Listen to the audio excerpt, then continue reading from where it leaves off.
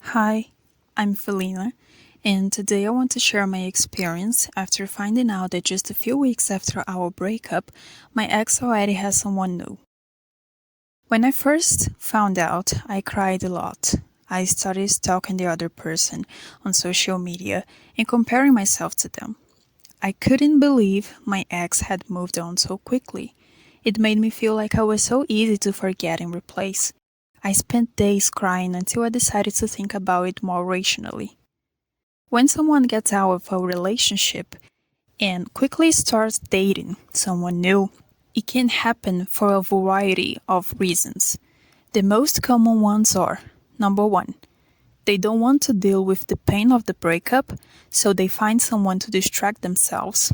Number two, they might be looking for easy sex, which is also a distraction.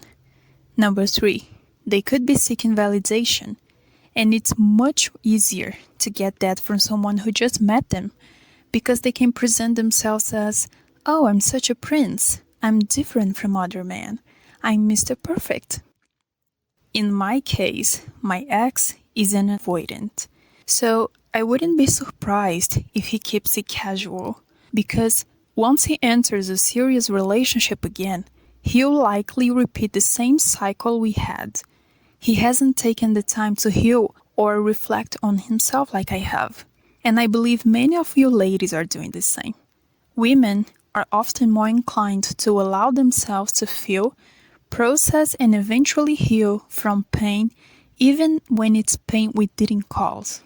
The thing is, I know who he really is, and I know that the mask he wears will fall off in a few months. Does that apply to your ex too, my friend? You know who he is and what he put you through. Why do you think it will be different with the new person? Let me tell you something. The only person who will stay with him is someone who tolerates everything he does, or someone who is just as much of a player as he is. I know it's hard. Sometimes we see our exes with someone else and think, "Oh my god, they look so happy. He's even doing things for her that he never did for me." That might be true, but we don't live with them. We don't know what's really going on. From my own experience, when I was dating my ex, we'd post the most romantic and beautiful pictures together. But in reality, I was living in hell with him. When we broke up, my family and friends were shocked, saying, "What happened? He seemed like such a nice guy. I really thought you would marry him." That's proof that people only show what they want to show, whether on social media or even in person. After reflecting on how much it was affecting me to see pictures of him or the new person, I decided to deactivate my Instagram for a while. I didn't have the courage to block him yet. I need to heal first. Of course, I still wonder what he's doing, if they're together, if they're having a good time, while I am suffering. It's not jealousy or anger, it's resentment. Resentment that he could move on so quickly. My ex used to criticize people who jump into a new relationship right after a breakup, and now look at him, doing exactly that. What does that say about him? It says he's a hypocrite. It's not about me. His actions have nothing to do with me. In fact, it shows how much stronger I am for taking the time to heal instead of jumping into bed with someone new. And I'm not judging if you've done that and are okay with it. That's your choice. But for me, it doesn't work like that. After my ex ghosted me, before officially breaking up, a very attractive guy at the gym approached me. He'd been staring at me for a while, but he knew I had a boyfriend. Once he found out I was single, he started talking to me and comforting me. Honestly, I enjoyed the attention. It felt good after being treated like trash by my ex. For a moment I thought, why not? Why not go on a date? Why not have fun? But then I realized I was still emotionally attached to my ex and hurting. If I went to bed with someone else, I'd be using that person for temporary pleasure, and I'd probably feel awful afterward because the pain wouldn't disappear. So I created some distance between myself and that guy and continued to grieve my ex. I still cry, I still remember, but now I'm working on forgiving him, which isn't easy. But I've chosen this thorny path because I know that with time I will heal and be ready for real love. What still hurts me the most is the feeling of being discarded, you know? As if I were some kind of object that lost its utility and was thrown in the trash. And now he just chose a new object to use.